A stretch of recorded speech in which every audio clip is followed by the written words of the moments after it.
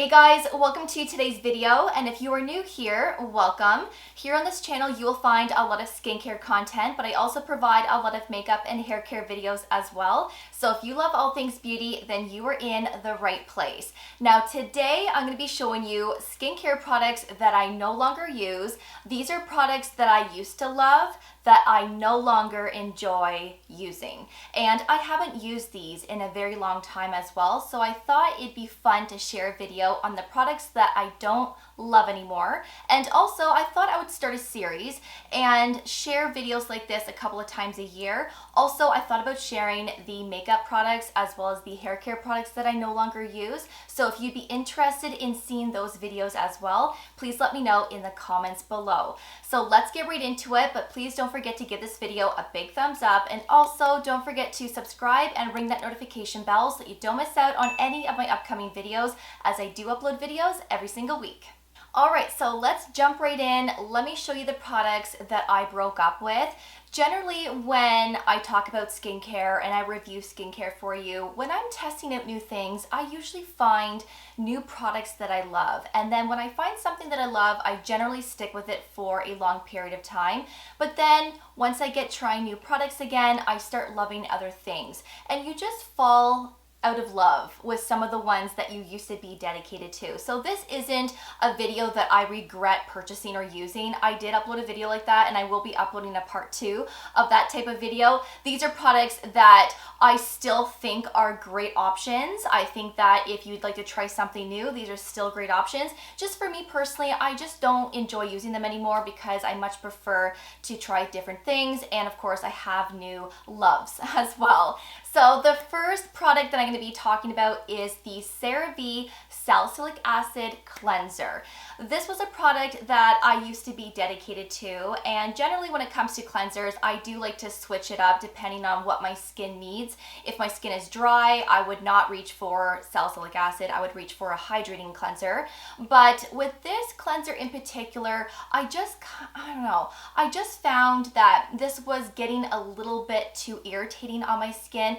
It's a bit drying. I do have breakout prone skin. Yes, I do have the occasional blackhead. So with my combination skin, I did enjoy using this, but then I just felt like it was just too drying on my skin type, especially because I use tretinoin at nighttime. I like to use lactic acid once or twice a week, and sometimes it's just too much. So I much prefer to use a cleanser that is gentle, that is calming and hydrating, something that isn't too harsh and stripping, and my skin tolerates well to that type of cleanser compared to a cleanser that has active ingredients like salicylic acid. So if you have oily combination skin or you're breakout prone, you have blackheads, texture, salicylic acid cleansers are wonderful. But again, for me personally, I just feel like they're too drying on my skin and I don't love them. So I have fallen out of love with this product in particular, and I don't think that I would ever reach for it again.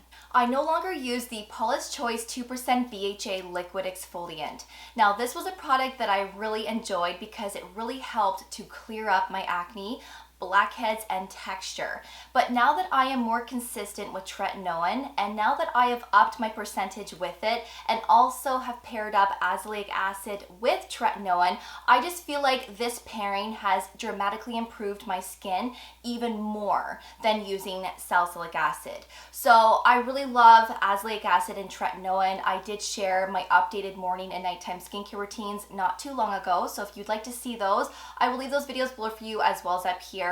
But not only does it help with acne and blackheads, but it also helps with redness, early signs of aging, and so much more. But the PAULA'S Choice Liquid Exfoliant is wonderful. I did enjoy using it. I wasn't able to use it every day because I felt like it was a little bit too sensitizing on my skin. But when I used it 2 to 3 times per week, my skin enjoyed it, and I did notice a difference with how clear my skin was becoming. So if you have acne prone skin, enlarged pores, texture, rough bumpiness, honestly give this product a try because it can be game changing. I no longer use the Thayers Witch Hazel Toner. Now, this was a holy grail a couple years back, and when I first started my channel, I talked about this a lot. I shared it in my skincare routines, and I really loved this product. I didn't feel like this was stripping or drying on my skin. I always had a great experience with it. I was always somebody that loved toner, so that's why I incorporated it in my skincare routine. Now, witch hazel is an astringent, so some people find that this ingredient is quite stripping on the skin. Again, I never experienced that on my combination skin. Now, the reason why I stopped using it is because back then I realized I really didn't need a toner in my skincare routine. So I took a break from toner. I didn't even have that step in my skincare routine anymore. And then of course, as I got testing new products after that, I started incorporating essences and then facial mist. And right now I'm loving the NIOD Superoxide Dismutase Saccharide Mist. So this isn't a toner, but I use this in replacement of a toner. And this contains wonderful ingredients like antioxidants. It protects our skin from free radicals. It's brightening, it's hydrating.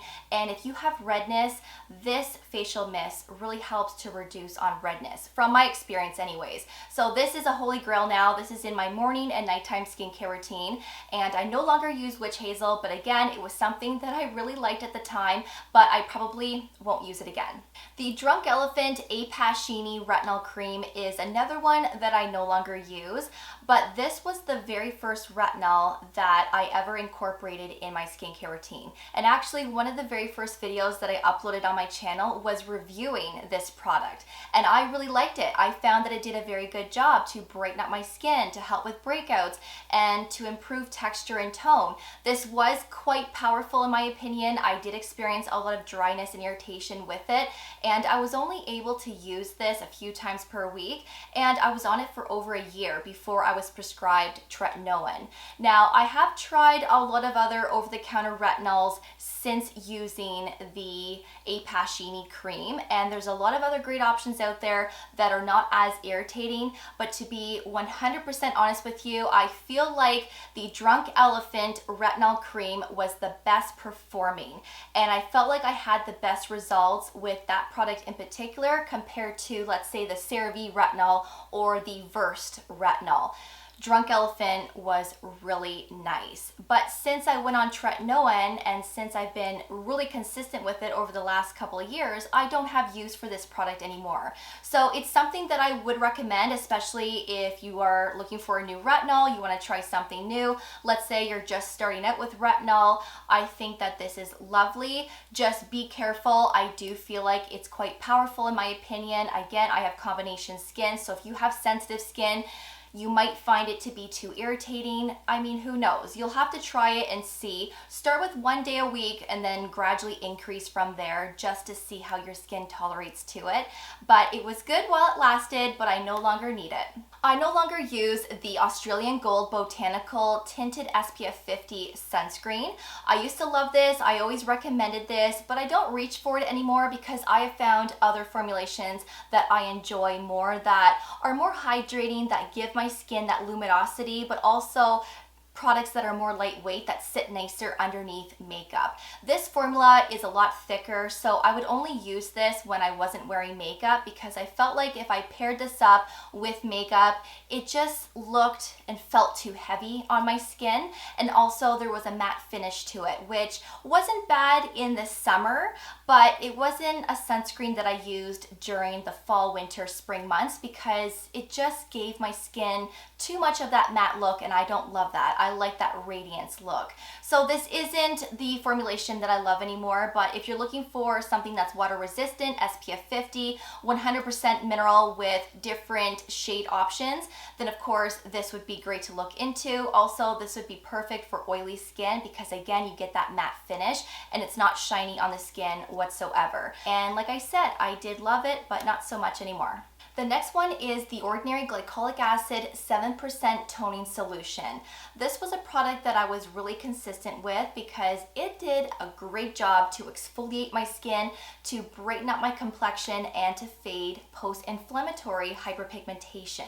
But since being consistent with tretinoin now, my skin has become quite sensitive to glycolic acid in general, especially the one from The Ordinary at a 7% concentration.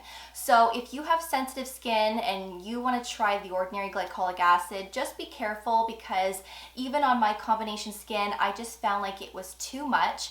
And this was a product that I was only using a few times per week. And I feel like that is what we should all be doing. You can overdo a good thing, and overusing this product can really be sensitizing on the skin. So use what works best for you. If you can use this every day, then great. But I think a couple of times a week is sufficient enough.